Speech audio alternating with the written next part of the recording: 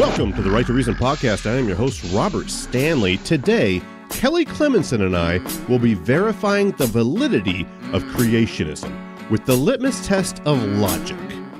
Let's dip in. It's the Right to Reason podcast. This episode of the Right to Reason podcast is brought to you by our patrons and contributors like me. We have all recognized the value of the unrestrained marketplace of ideas and have decided to make a difference. You can make a difference too.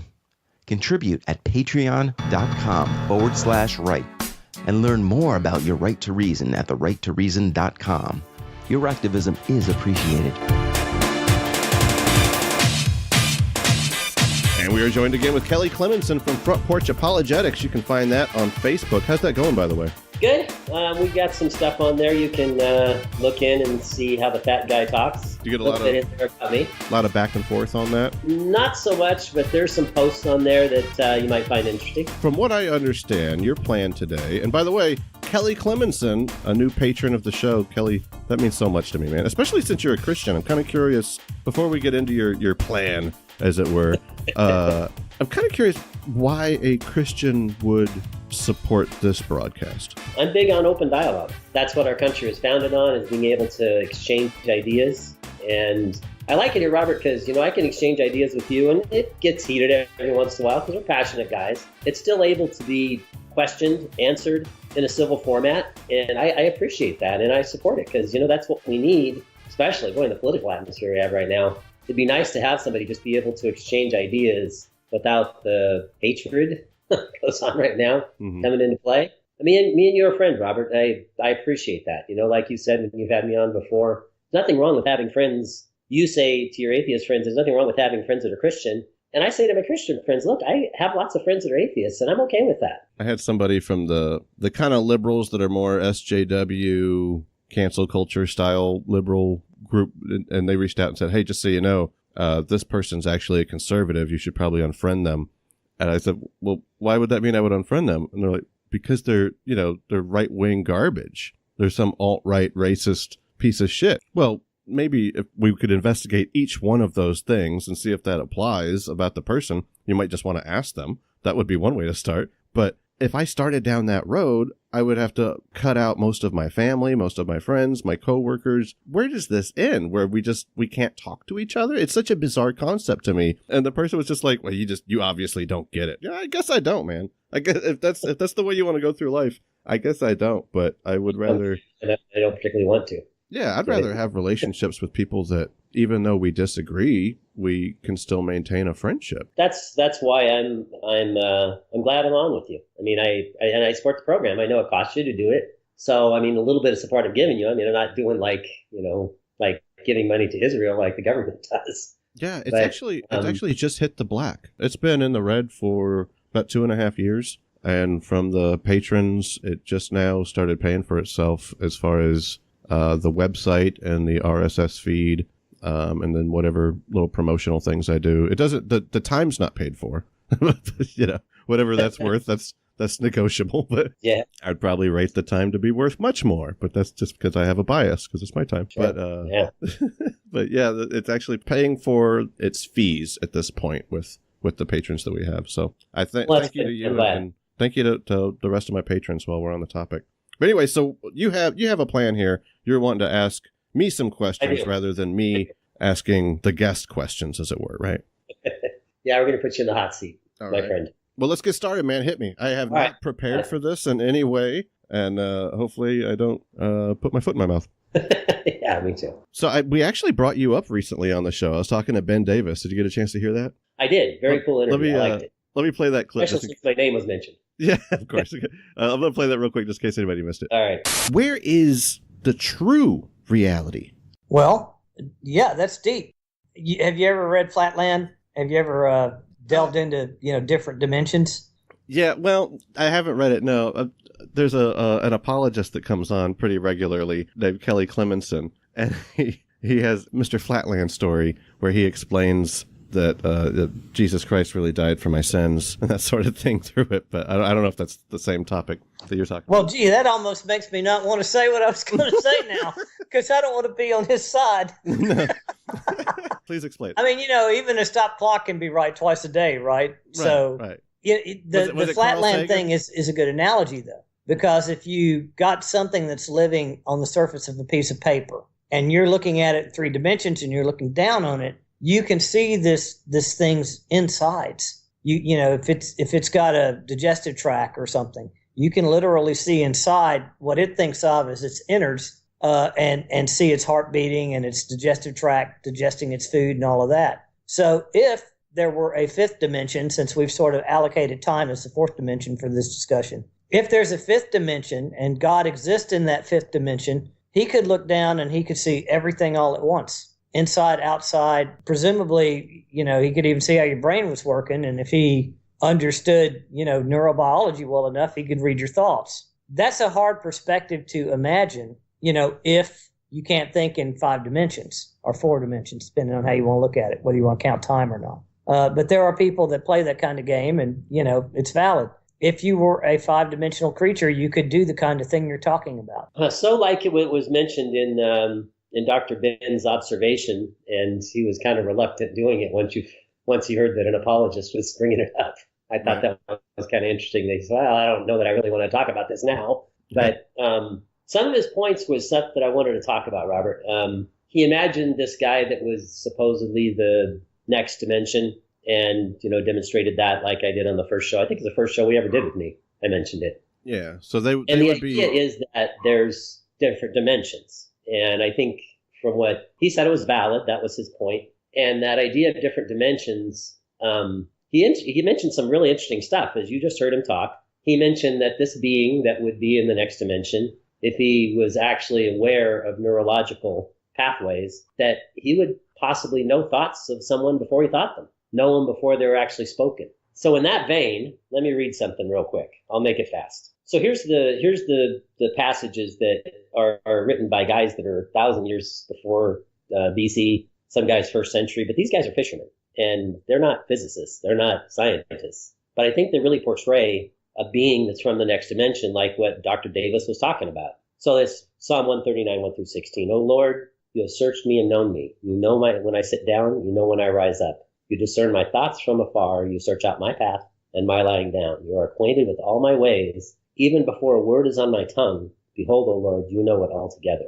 Matthew 6:8 knows my needs before I ask him. Matthew 9:4, Jesus knowing their thoughts. Why do you think evil in your hearts? So it seems to me that, this is the first part when he talked about knowing thoughts. It seems to me these guys are describing the same thing. So what think you, my friend? Just that there's a possibility of some kind of dimension where we can read minds in it, or someone from a different dimension might be able to read our mind. Is that what you're asking me about? Yeah. The physicist was saying that, if this guy actually knew anything about neurology, and he was coming from, everybody knows this guy, everybody, but anyway, Dr. Ben Davis is, from what I heard, he's an atheist. And he was just kind of evaluating things just from an evidential basis and saying that this thought pattern and this idea of extra dimensions is what I just quote his term, he said it was valid.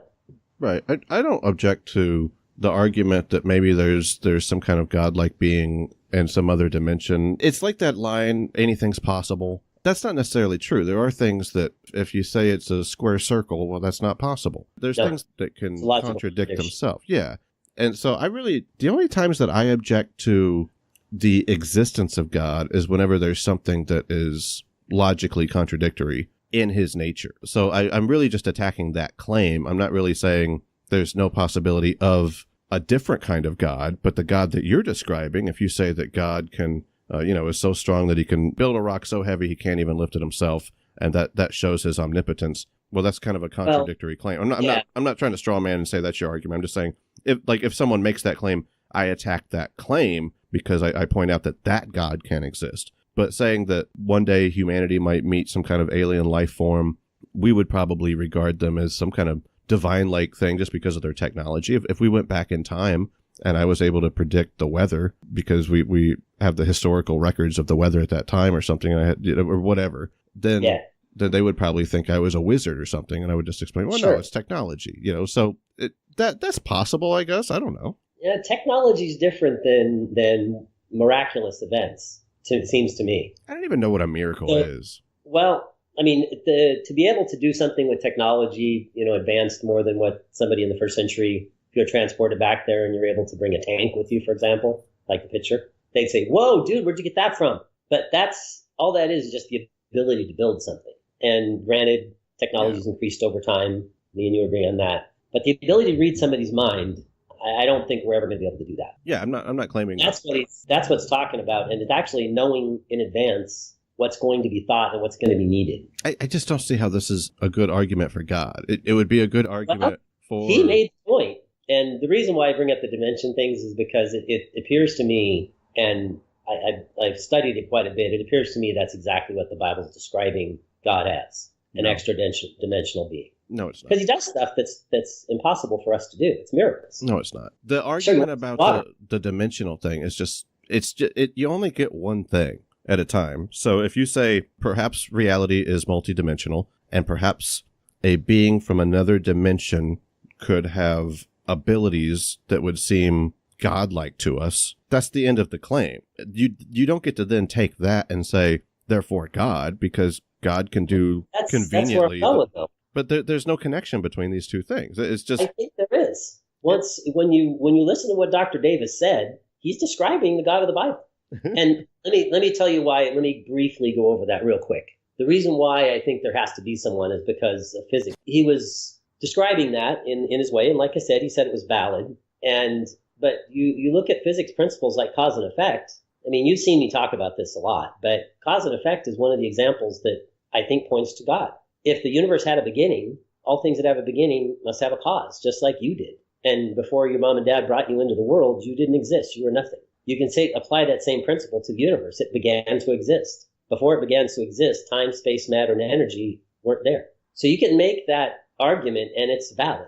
Like he said, it's valid. Now, what started it? I submit to you that the most probable answer, I'm not saying the only possibility, but the most probable answer is someone that's non-spatial, non-temporal, non-material that started it. Okay, you made two separate arguments here. One, you said it was valid, and then two, you said it was probable. Valid is making that's a deductive argument. The probability is induction, and there's nothing that keeps you from believing that. Right. So you're conflating deduction and induction, and I would argue that you're false on both. In reference to the validity, what is the claim? Because if the premises are true, it's impossible for the conclusion to be false. That's if it's valid. And I'm wondering, is the claim that if multidimensional beings can exist, then God does exist?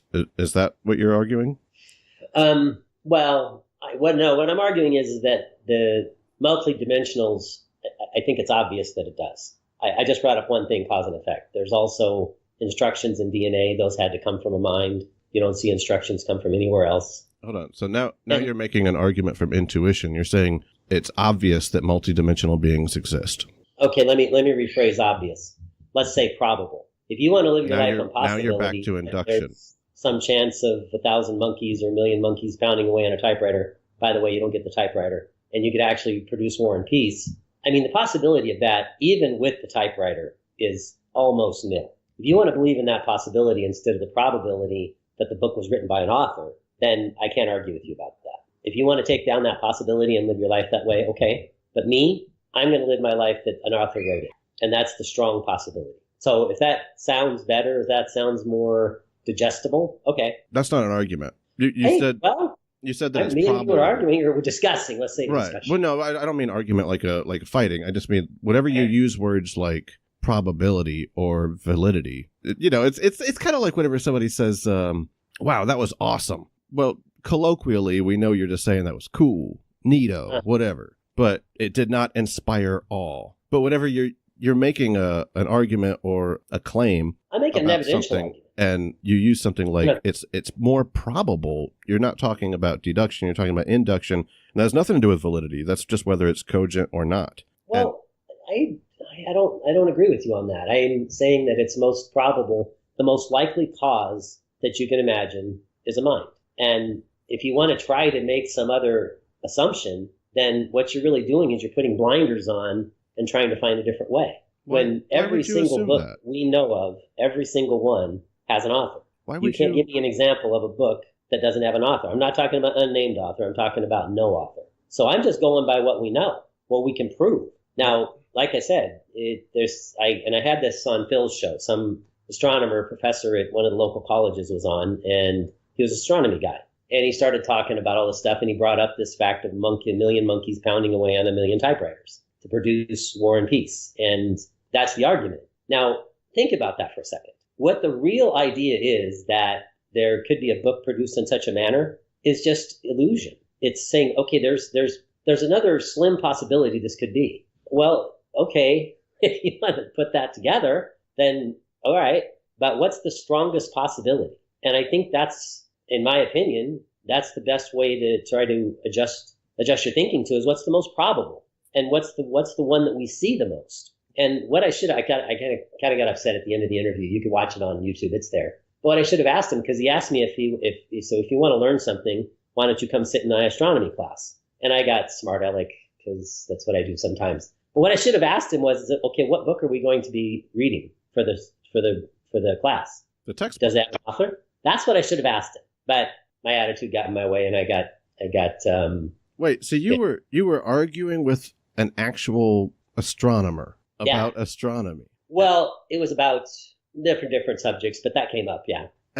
I would never have the balls to do that. Even if I felt they were wrong, I would still recognize that this is someone that knows more about the topic than myself. Well, here's the thing, and he's smart. He's more educated than I am. There's no doubt. He's got degrees that I don't have. But here's the difference. I have the truth, and he doesn't. Because, and I'm not saying that it's anybody could make that claim. Some obscure idea of truth. I think there really is truth, and the truth really is that books come by authors. But if you can't show it, then you don't know it. And if you're going to argue astronomy with an astronomer, then you're going to have to be able to prove with astronomy that his argument is false. And even then, you wouldn't be proving that there's a God. You would just be proving that, astrophysics is errored. No, astrocosmology is the vast majority of the opinion in cosmology is Big Bang. And it says the universe had a beginning. That's me. Now, don't put me down as someone who agrees with the Big Bang. I don't. But even cosmology agrees that the universe had a beginning. That time and space began. Time and space and all the rest of it had a beginning. And when you hear what they say, but they're not claiming everything started at the Big Bang. No, they do. They don't. That's what what's his name? The guy in the wheelchair? I always forget his name. Hawking.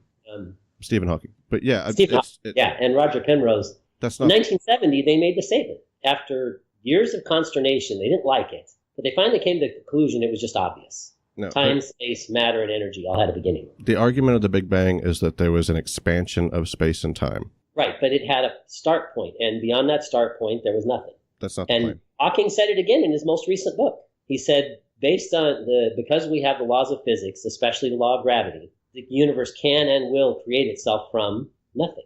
Okay. Now, I can poke all kinds of holes in that argument. It's not because I'm smarter than he is. But obviously they're talking to define things without going to the obvious. Kelly, it's obvious that they're talking about nothing in a different way than you're talking about nothing. You're talking about it in a philosophical. Nothing's nothing. Because if you have nothing, if you have no space, there's no room for matter to exist. Nothing is a concept. If no time, then when did space start to exist? Hold on, Kelly. All these things come together in nothing. And I grant you that there's cosmologists like he was, and some other ones that I can't think of the names of right now, but they always want to redefine nothing. Krauss. But nothing means nothing. It's not a little bit of space. It's no space. It's not a little bit of matter, some little bump in the pyramid. It means none. Okay. And the idea that matter can create itself, we just don't see that. Kelly, hold on. Yeah. Okay. You're thinking. No, it's cool. I'm just saying. This is just my first topic. I have other ones, but let's explore this one. I'm with you. And actually, this is gelling into some other stuff I wanted to talk to you about. But go ahead. You are talking about a different nothing than someone like Stephen Hawking or Lawrence Krauss is talking about. You are talking about a philosophical nothing that is conceptual and doesn't exist because it's nothing. Nothing can exist. When they're talking about nothing, they're talking about a different kind of nothing. And I agree. I'm not saying that those guys consider nothing the same as I do, right? Or the same as many other cosmologists. Because there's plenty of cosmologists that are Christian. Actually, the majority of them are. I'm doing a if this then that. right? So if they are talking about a different nothing than that, then whenever they say the universe came from nothing, they're not talking about the nothing that you're referring to. Therefore, there is no conflict here. You do not disagree with them because the common understanding of the word nothing is not the word nothing means nothing. Right. The common, like I said, before you were born, Robert, you were nothing. Kelly, there was no you.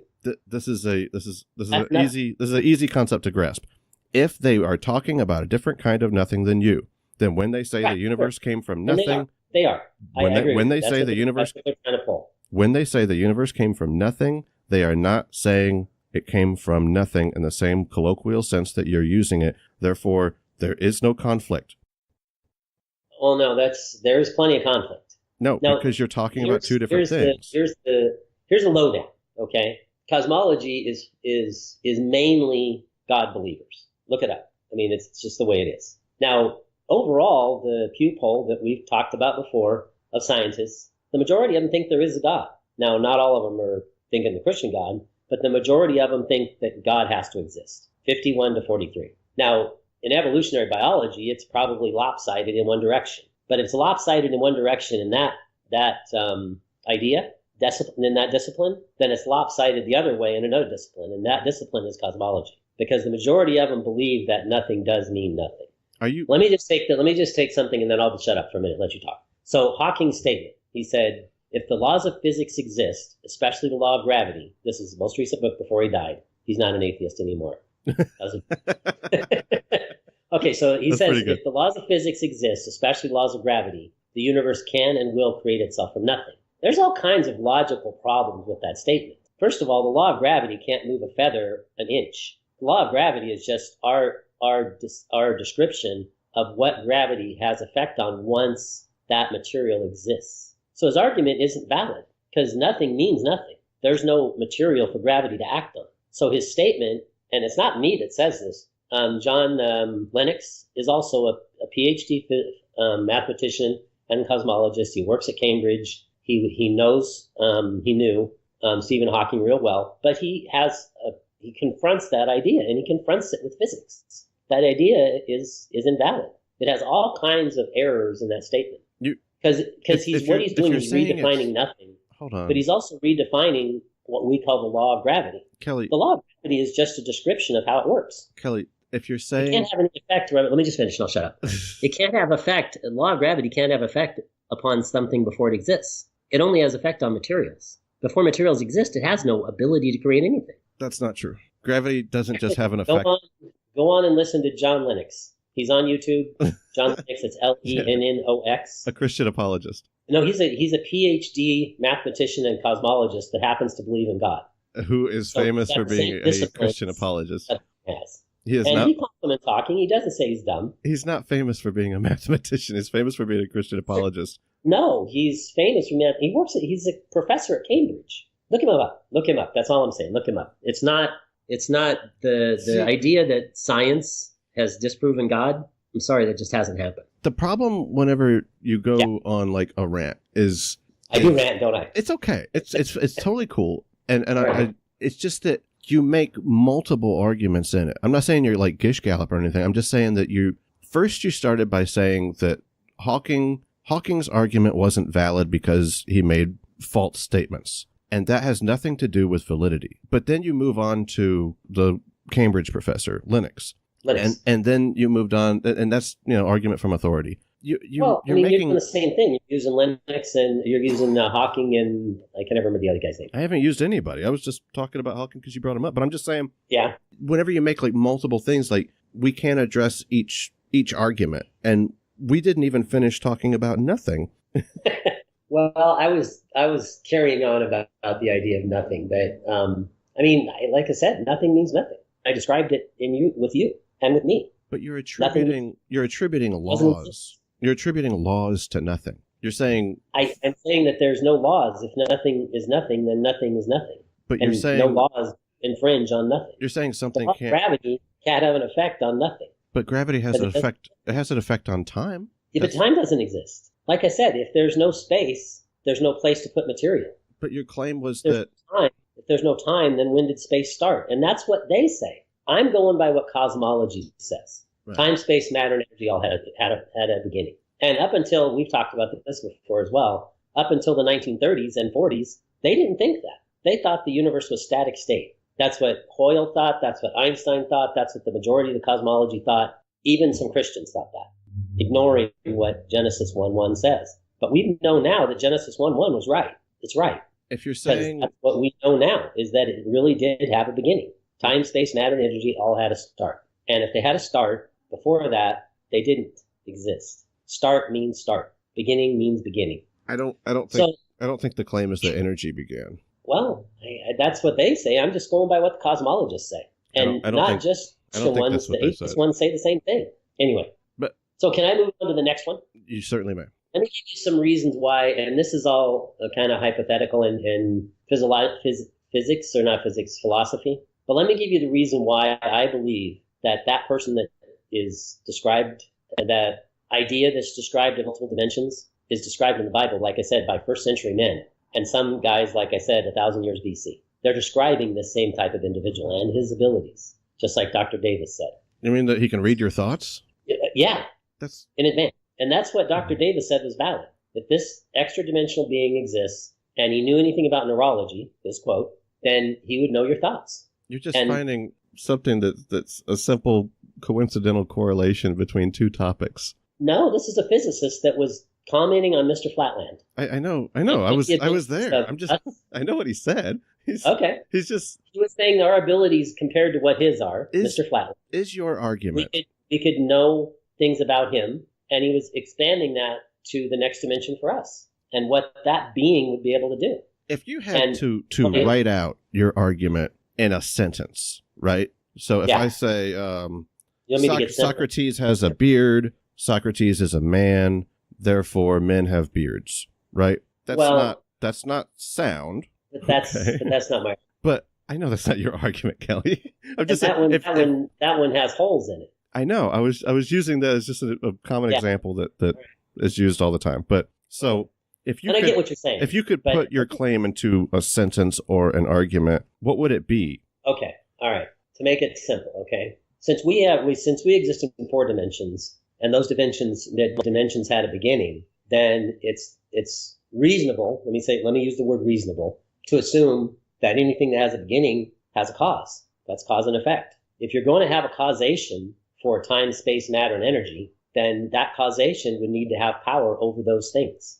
Non-temporal, non-spatial, non-material. Seems to me that's the most reasonable explanation for something that had a commencing point. And my other argument is this, that if you read the Bible and you take the verses that apply, you can make an argument that being is being described by mainly in what I've got as first century men, but even 7th century BC men that are describing things there's no way they could have known, and 1000 BC men describing things they couldn't have known. They're not advanced. They don't know these things, but they know them. Let me rephrase that. They don't know them. They're just describing what they see. And what my point is this. The guys that followed Jesus around saw him doing some things that would line up with an extra dimensional being. Okay, so that's about as simple as my sentences get, Robert. Well, basically, when I asked you to simplify it, you said... Okay, I didn't simplify it very well, did I? Well... But that's about as simple as I can make it. Okay. The simple part of it is the Kalam cosmological argument, basically. Anything that begins to exist has a cause. Right. And that's valid, because we don't see anything creating itself. And that idea, if you put on your logic hat, that idea should say, okay, well, that's silly. How can you create yourself?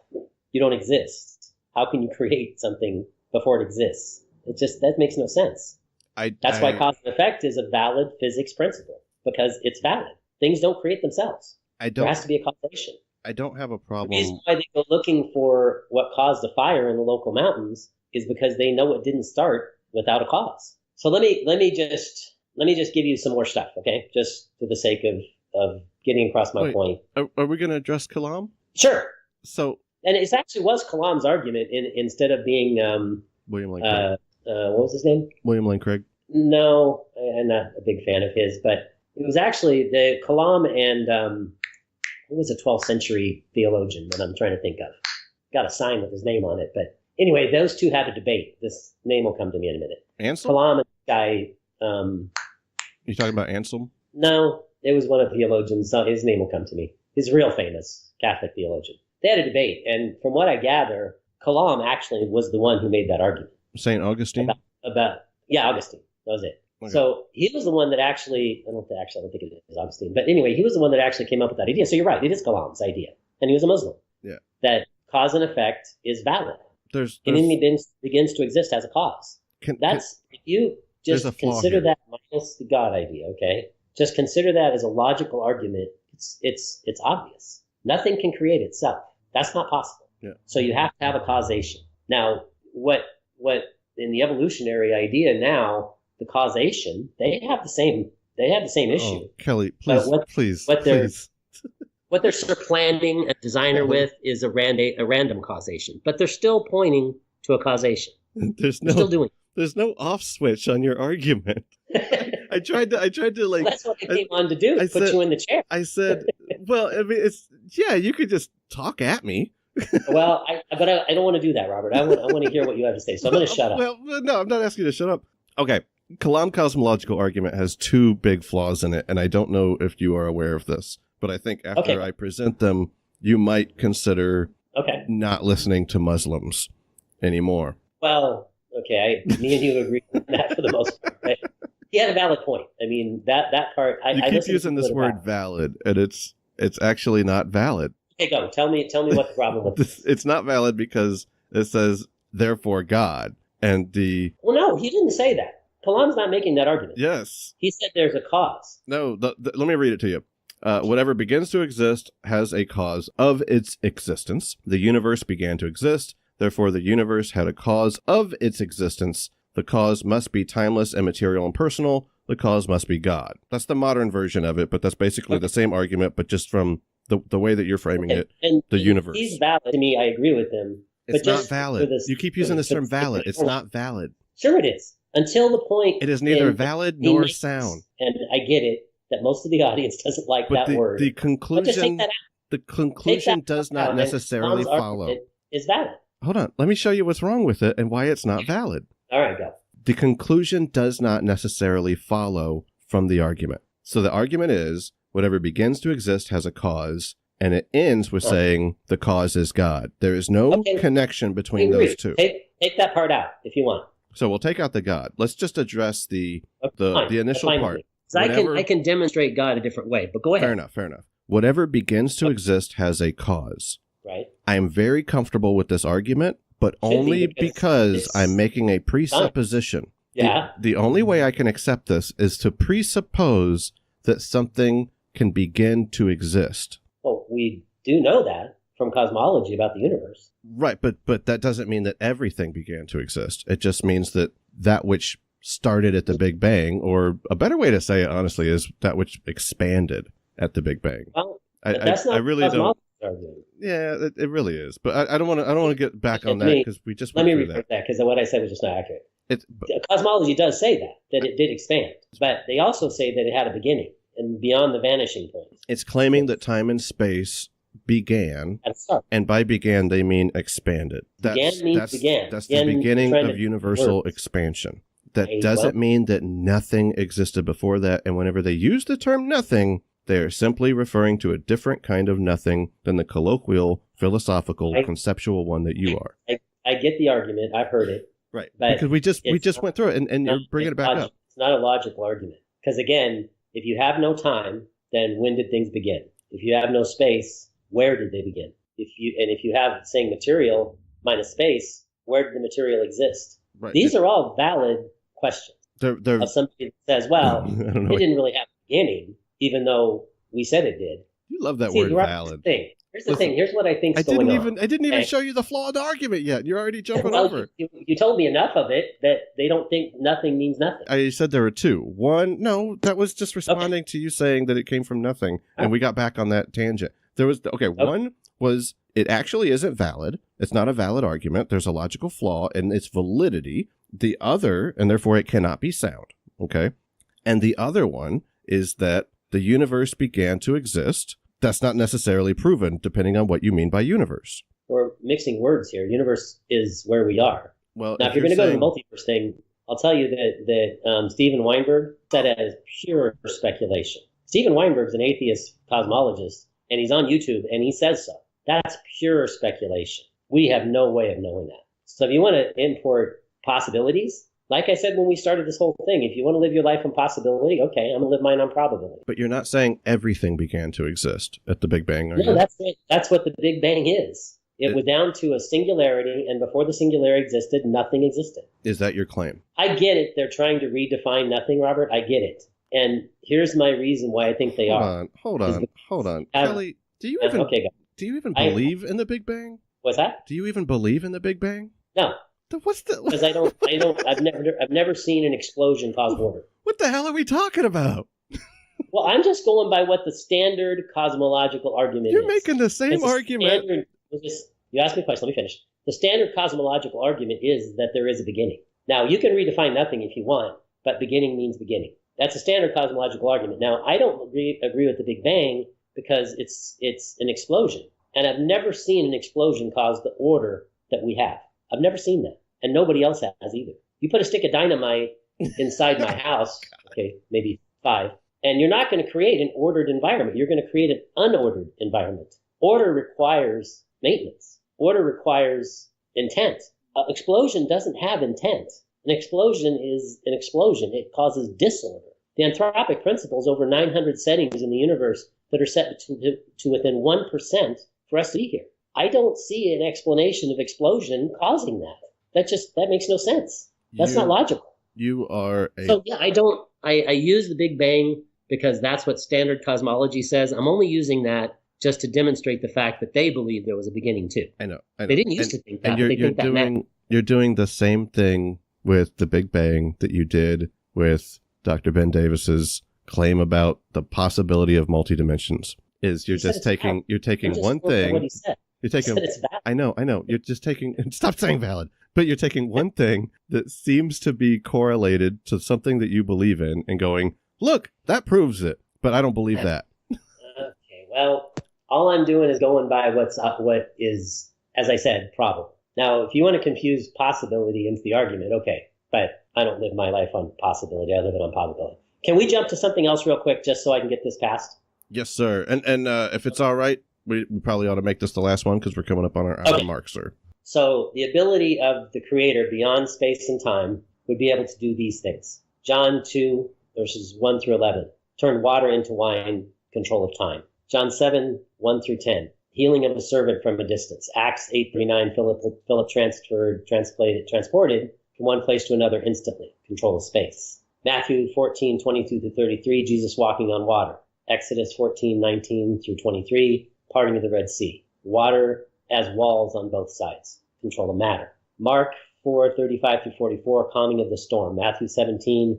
Mount of Transfiguration. Jesus is seen as light. God tells Moses that he dwells in unapproachable light. And also in 1 Timothy says the same thing. Psalm 104.2 says the same thing. What these all demonstrate is first century observers observing a being doing some very odd things. And I submit to you that they're observing an extra dimensional being that is also described as disappearing into the clouds when he left. So from those things, I think it's reasonable to deduct that also Genesis 1:1 and John 1 all talk about a being that was there before time, space, and matter, and energy. And I think it's valid to make that conclusion that it's an extra dimensional being. That makes sense of what the things he did. That I agree with you, and I'll admit to you that they are miraculous in our observation. But miraculous is also saying that instructions can come from random causation. So I believe that the atheist and the Christian, the theist, should I say,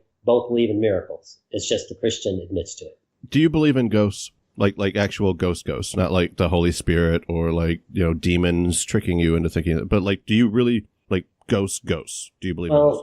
Okay, ghost is a term that's kind of arbitrary.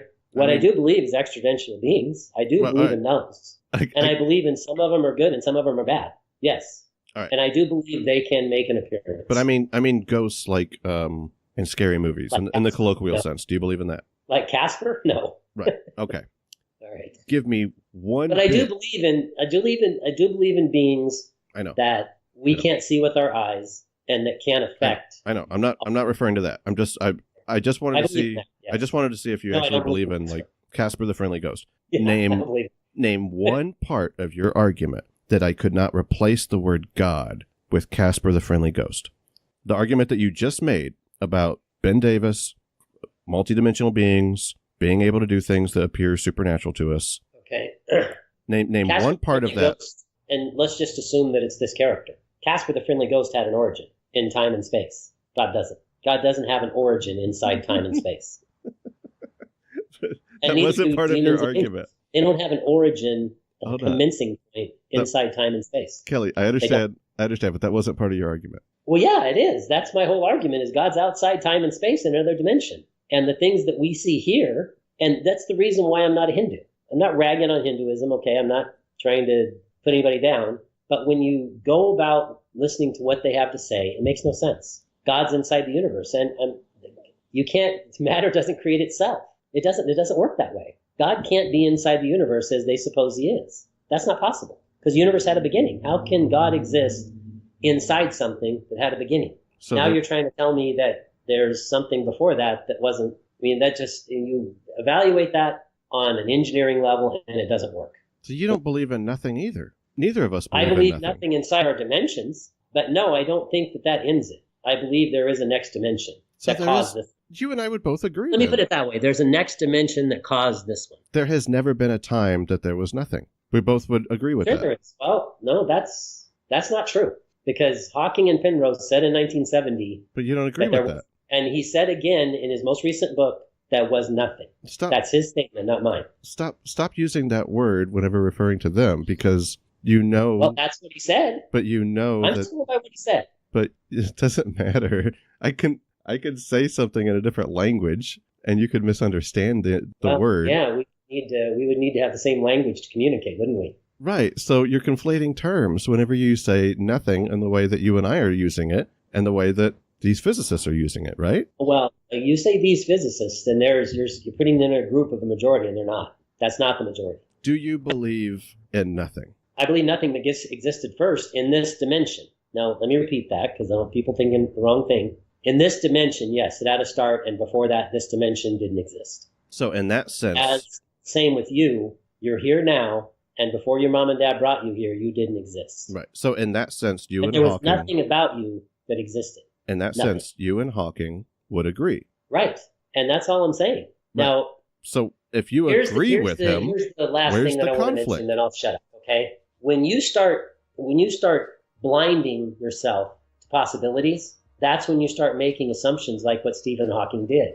And I'm just telling you what Lennox is saying. Once you start blinding yourself to the supernatural, all you have left is the natural, and the natural can't explain itself. If you let me make another simple example, okay? Right, last one. There's a fire in my local mountains. There's somebody lost in the local mountains, okay? And we're going to start a search. And the guy that's in charge of the search says, okay, well, I know he's not in, I'm going to give you a town in the local mountains. I know he's not in Running Springs, so we're not looking there. We're going to look everywhere else for this guy, but I know he's not in Running Springs. If the guy they're looking for is in Running Springs, they're never going to find him. That's what the materialist is doing about the universe. They will not allow for nothing because they don't like nothing. They have to redefine it. They don't want to look at the supernatural because they have their blinders on. So my idea about searching in the mountains for a person is the same idea that Richard Lewontin brought up in his book. You don't read the whole thing. Just look up Richard Lewontin, "We Cannot Allow a Divine Foot in the Door." And he gives you the same concept that I just explained. If you're not going to be willing to look for the supernatural, then you're going to be stuck in the material. And materialism can't explain itself. And Richard Lewontin says the same exact thing that I just said. And several others do. I'm not bringing anything new. I'm not bringing anything necessarily theistic. Okay, I guess it is theistic. But leave God out of it for a second, because all you guys out there, you don't like the word God. But that's okay. I don't mind that. But what I'm bringing to the plate here is that those thoughts are logical to assume, and that these first century people that wrote the Bible were describing an extra dimensional being. Kelly, thank you so much for coming and talking to us today, man. I'm going to let you have the last word on that. I am always happy to be on here with you. One of these days, I'm going to get out to see you, and we're going to sit down You can have a regular beer. I'll have a, what do they call the non-alcoholic ones? Or maybe I'll just have a beer. You'll have a near beer. But we're going to sit down and we're going to have a talk. You're going to set me straight, I'm sure. Days we get to meet face to face, and I would like that. Because Robert, I consider you my friend, and the reason why I come on here, not only to, talk to the rest of the guys out there, if I ever bring stuff up that sounds like I'm angry, I'm sorry, 'cause I'm not. All I'm trying to do is get out the truth. And sometimes I get a little diligent about that. But I want to thank Robert for letting me come on. I appreciate the show like we did at the opening. I think we need this. We need to have the ability to talk about stuff without getting angry and without hate moving into this picture. And that's why I appreciate the show, and that's why I support it, Robert. Hey, it is always... Have Thanksgiving with the gang. Yeah, it is always great talking to you, dude. I love talking to you. Me too. All right. I appreciate it. Later, man. Thank you to Kelly. Thank you to Dave Blair. Thank you to our patrons. You can also support this broadcast at patreon.com/right and learn more at therighttoreason.com. Next week, Tracy Harris, Ethan Dodge, and Ryan McKnight will be discussing something that I am really looking forward to helping to present, truthandtransparency.org. If you haven't already subscribed to this broadcast, I would encourage you to do so. For those of you that frequent YouTube for your podcasts, click subscribe and remember to ring that little bell thing that they have so that you're able to catch this next episode. And most importantly, remember that you have the right to reason.